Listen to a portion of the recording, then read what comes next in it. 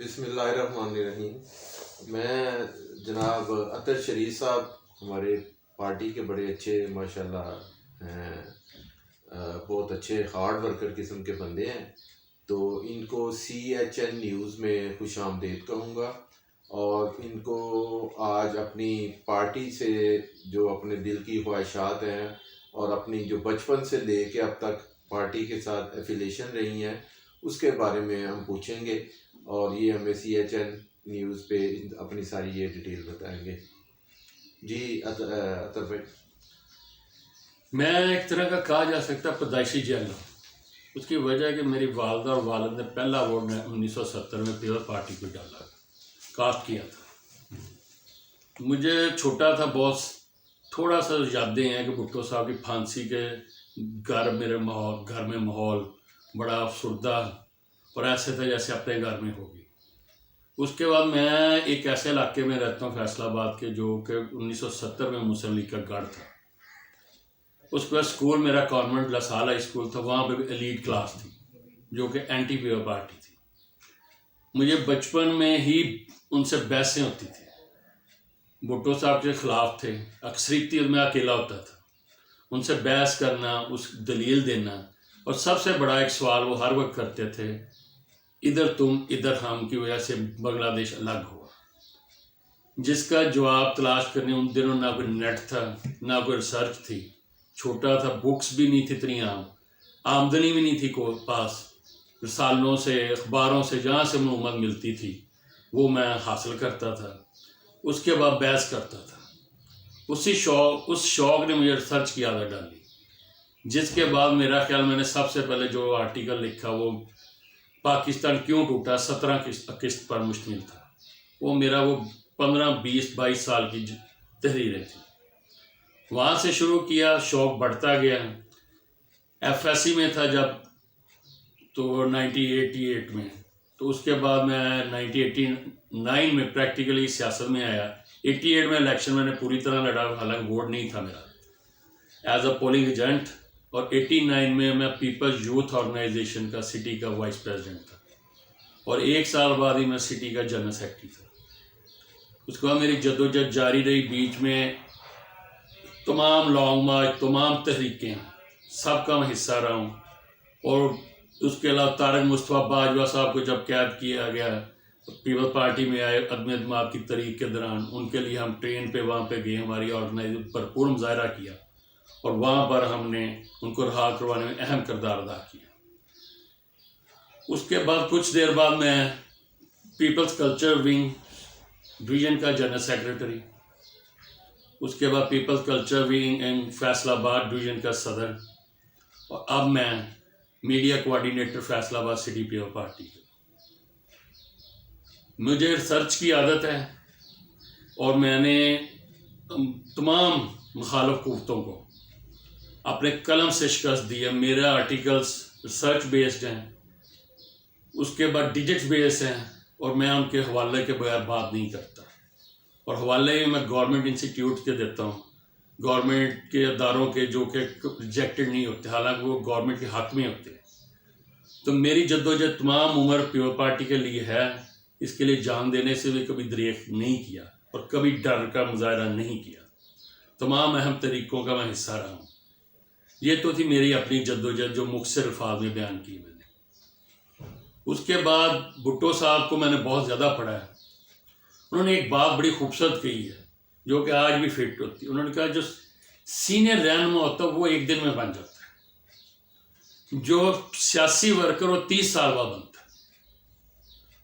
तो रहनुमा तो हमारे बहुत हैं, लेकिन वर्कर वो देखे आज भी वर्कर है। रहनुमा तो हमें आते हैं और छोड़ जाते हैं, लेकिन वर्कर पीपल्स पार्टी का हमेशा पीपल्स पार्टी में रहा है। भुट्टो साहब से सवाल किया गया, आपने 2 मुतारफ ग्रुपों को इकट्ठा चलाने की कोशिश की। उन्होंने कहा कि मैंने नदी के 2 किनारों को चलाने की कोशिश की, लेकिन वो कभी भी नहीं मिल सकते थे। ये मेरा एक अंदाज़ा गलत साबित हुआ। फिर उन्होंने अपनी बेटी बेनज़ीर भुट्टो को एक नसीहत की कि तुम उस वक्त तक अज़ीम नहीं हो सकती जब तक अवाम के कदमों के नीचे तुम अपनी जन्नत नहीं तलाश करोगी। माँ, दीन की जन्नत जो है वो माँ के कदमों के नीचे है, और जो सियासत की जन्नत वो अवाम के कदमों के नीचे है।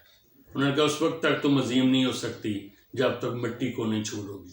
और बेनज़ीर भुट्टो ने अपनी तमाम जद्दोजहद इस गरीब अवाम के लिए की, और जद्दोजहद करते उन्होंने क़यादो सोबत की जितनी मुसीबतें उन्होंने बर्दाश्त की, शायद ही दुनिया की किसी भी सियासी लीडर ने बर्दाश्त की हो। अपने 2 भाइयों की कुर्बानी, बाप की और माँ आखिर में मुख्तलिफ तशद्दुद का सामना करते हुए, ज़िद्दों का सामने करते हुए वो भी आखिर में कुर्बान हुई। इतनी बड़ी जद्दोजहद में पाकिस्तान छोड़े पूरे सियासी तारीख में और दुनिया के किसी जगह भी किसी ख़ानदान ने इतनी कुर्बानियाँ नहीं दी। बिलावल भुट्टो साहब के बाद विरसा आया, उन्होंने भरपूर तरीके से चलाने की कोशिश कर रहे हैं। आसिफ अली जरदारी नो डाउट कि सियासी बहुत बड़े खिलाड़ी हैं, और उन्होंने साबित किया एक जरदारी सब पे भारी है, जिसका हालिया नतीजा यूसुफ रज़ा गिलानी की फतह की सूरत में और चेयरमैन में वो फतह हासिल कर चुके हैं, एक अदालत जिन्हें जानबूझकर हराया गया। मेरी दूसरी तजवीज़ हमें पंजाब की तरफ सबसे ज़्यादा तवज्जो करनी है कि पंजाब आबादी का 52% है, और इसके ऊपर हमें जलसों की हर शहर में, ज़िले में भुट्टो साहब की तरह हर हर गांव में जाना पड़ेगा। और जब हम हर जगह जाएंगे, अवाम से रब्ता होगा, तो अवाम लाजमन हमारी तरफ मुतवज्जो होगी। हमें रोटी कपड़ा मकान की तरह आज भी एक नारा देना है, इसमें कोई शुबा नहीं। रोटी कपड़ा मकान आज भी अवाम की बुनियादी ज़रूरत है। और मैं ऐसे इमरान खान को तबाही खान का नाम दिया, या तबाही सरकार, जिस तरह इसने मईशत की तबाही फेरी है, जिस तरह जितने कर्जे दोनों जमातों ने 10 साल के अरसे में लिए, इसने 2.5 साल में ले लिए। GDP का पीपल पार्टी के 2013 तक 76% कर्जा था टोटल पाकिस्तान, 1947 से लेकर आज तक। और नवाज शरीफ के दौर में 86% GDP का था, और तबाही सरकार के दौर में 104, अब 97%, यानी कि 10 साल में वो 13 से 26% बढ़ा, और इसने सिर्फ 2.5 साल के अरसे में 26% कर दिया। अगर इसी तरह ये रहा तो इसमें कोई शबा नहीं, 50% से ऊपर GDP का टोटल का ये कर्जा बढ़ा देगा। और मैशत रीढ़ की हड्डी है। नौकरियों का वादा किया, उल्टा नौकरियों का वादा करते करते इसने नौकरियों से लोगों को बर्खास्त कर दिया, जिसमें स्टील मिल के मुलाजमीन, पाकिस्तान रेलवे के, और हालांकि पाकिस्तान पीपल पार्टी नौकरियां देती है, जो छीनते हैं। पाकिस्तान पीपल पार्टी का एक अजीम कारनामा ये है, जो अब बयान नहीं कर पाए, कि 157% तनख्वाहें और पेंशनें बढ़ाई उन्होंने, जबकि नवाज शरीफ ने अपने पूरे दौर में 50% और इसने अभी तक 10% बढ़ाई है। जबकि महंगाई की शरह 15 साल तारीख में इतनी नहीं जितनी इसने कर दी। अद्वियात की कीमतें 200 से 400% तक कर दी गई हैं।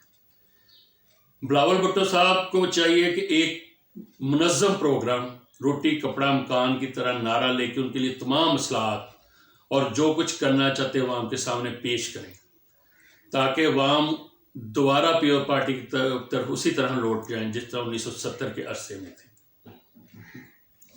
जी अतर साहब, इसमें आप थोड़ा सा हमें बताएंगे कि माशाल्लाह एक तो आपके तज्ज़ियात बहुत ज़बरदस्त और बड़े अच्छे होते हैं, और आपने इनको बड़े अच्छे तरीके से इस गवर्नमेंट के जो झूठी चीज़ों को आप काउंटर करते हैं और आप बताते रहते हैं इस पे है। तो आप कोई पीपल्स पार्टी के लिए आप बताएं, पंजाब में या के लाहौर में या पूरे पाकिस्तान में पार्टी को कौन सी ऐसी चीज़ें करनी चाहिए जिससे पार्टी का ग्राफ दोबारा अल्हम्दुलिल्लाह वापस आए।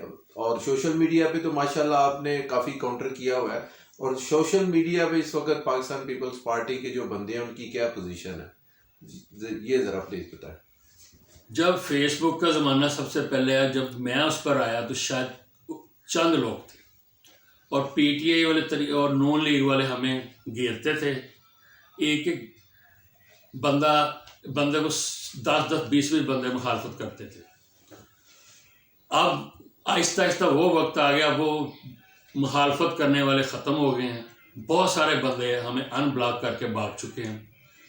सोशल मीडिया का एक ये मसला पाकिस्तान में सबसे बड़ा जो मीडिया उसको हम फेसबुक कहते हैं, वो 87% है यूजर, ये वर्ल्ड मीडिया के मुताबिक बता रहा हूँ। और जो ट्विटर वो 1.87% है सिर्फ। तो हमारा जो यूज़र है, हमारा जो वोटर है, वो तो हमारा रेडी वाला है, निचला तबका। एलीट क्लास ना कभी थी, ना होगी, ना रहेगी। मिडिल क्लास और निचला तबका हमारा, और वो उसमें से भी मेरी कैलकुलेशन के 97% फेसबुक के ऊपर है। हमने सबसे ज़्यादा जो मीडिया यूज करना है उसको फेसबुक पे करना है। नो डाउट कि ट्विटर होना चाहिए, लेकिन हमें तवज्जो फेसबुक की तरफ ज़्यादा देनी है, क्योंकि उस पर हम अपने एनालिसिस ज़्यादा दे सकते हैं। उसको आम बंदा रेडी वाला भी फेसबुक खोलता है।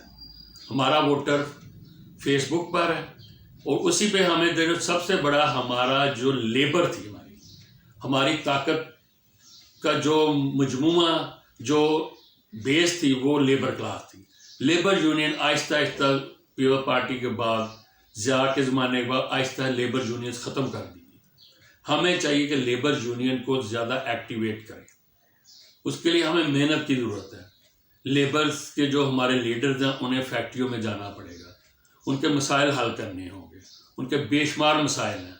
सबसे बड़ा तो उनकी नौकरी की कोई श्योरिटी नहीं थी, जो जुल्फ़िकार अली भुट्टो ने पाकिस्तान की दूसरी लेबर पॉलिसी थी। सोशल सिक्योरिटी इदारा पाकिस्तान पीपल्स पार्टी का, old age benefits Pakistan People's Party के, पेंशन मजदूर को देने का हक पीपल्स पार्टी ने दिया, मजदूर को बोलने का हक पीपल्स पार्टी ने दिया। हम जब तक लेबर में नहीं जाएंगे, उन्हीं में पेनिट्रेट नहीं करेंगे, हम उसको दोबारा एक्टिवेट नहीं कर सकते। इसके लिए ज़रूरी है उनके लिए पॉलिसीज़ लाई जाएँ। थिंक टैंक हमारा उनके लिए पॉलिसीज़ बनाए, उसका अनाउंस करे। उसके बाद सबसे बड़ी ताकत हमारे पास स्टूडेंट्स है। स्टूडेंट्स के बगैर भी हम गुजारा नहीं करते। हमें यूनियंस कॉलेज में बहाल करवानी चाहिए। उनके लिए जिस तरह जुल्फ़िकार अली भुट्टो ने बसेस का किराया 50%, रेलवे 50%, लोकल फ्री था, उसी इवन आपको ये इतला दो PIA भी 35% डिस्काउंट होता था। इन सब की ख़त्म कर दिया गया, उनको दोबारा बहाल करना है। हमें स्टूडेंट्स को बताना है कि हम आपके लिए क्या कर सकते हैं, उनको अपनी तरफ मोटिवेट करना है। हमें जलसे करने हैं, हमें पंजाब के हर शहर में जलसा करना है। हमें सबसे पहले बिलावल जलसा करता है, पीछे आसफा भुट्टो जलसा करते जाएंगे। ये रिपीट होते रहेंगे विद इन 1 ईयर। मैं आपको गारंटी देता हूँ पीपल्स पार्टी आप देखेंगे पंजाब में बहुत आगे खड़ी होगी। इस टाइम बहुत बड़ा गैप है जो तरीक़े इंसाफ ने कायम किया। महंगाई की सूरत में अवाम को तलाश है जो उसका मुतबादल दे सके, क्योंकि अवाम तब्दीली के लिए आई थी। तब्दीली हमेशा हकीकी तब्दीली पाकिस्तान पीपल्स पार्टी ही लेकर आई है, अब भी वही लेके आएगी।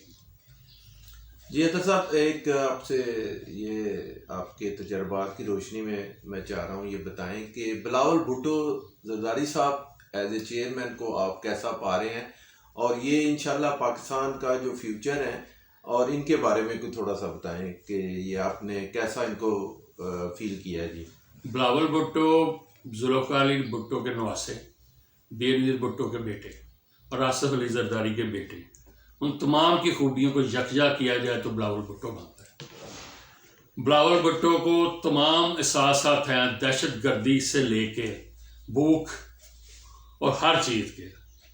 असल यूथ पाकिस्तान की बिलावल भुट्टो है, यंगेस्ट लीडर पाकिस्तान का, और आज तक बेनज़ीर भुट्टो के बाद बिलावल भुट्टो ही है।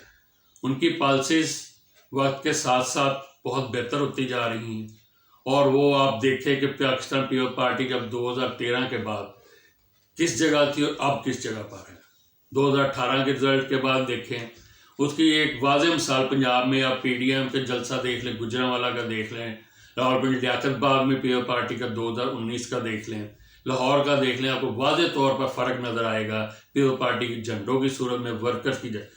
इसमें कोई शुबा नहीं, अभी उस सतह पर नहीं पहुंची पीपल्स पार्टी पंजाब में वापस, लेकिन उम्मीद है बिलावल भुट्टो इसी तरह अगर जारी रहे, अपनी काम करते रहे, पीपल्स पार्टी अपना खोया हुआ मुकाम हासिल करेगी।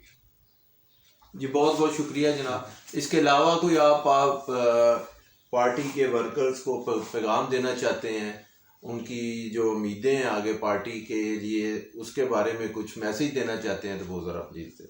पार्टी वर्कर को चाहिए हकीकी मसाइल लोगों में लेके जाएं, उनका हल लोगों को बताएं, उनके घरों में जाएं। जो नाराज़ वर्कर हैं, जो पीटीआई की तरफ गए थे सिर्फ नून लीग को हराने की खातिर, उनको वापस उनके घरों से बाहर निकालें। और बहुत सारे लोग हैं जो वापस आना चाहते हैं, लेकिन ये लीडर्स ने नहीं करना, ये वर्कर्स ने करना है।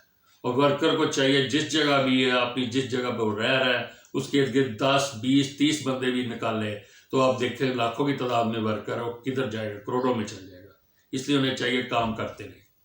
बहुत मेहरबानी जनाब, शुक्रिया, बहुत मेहरबानी।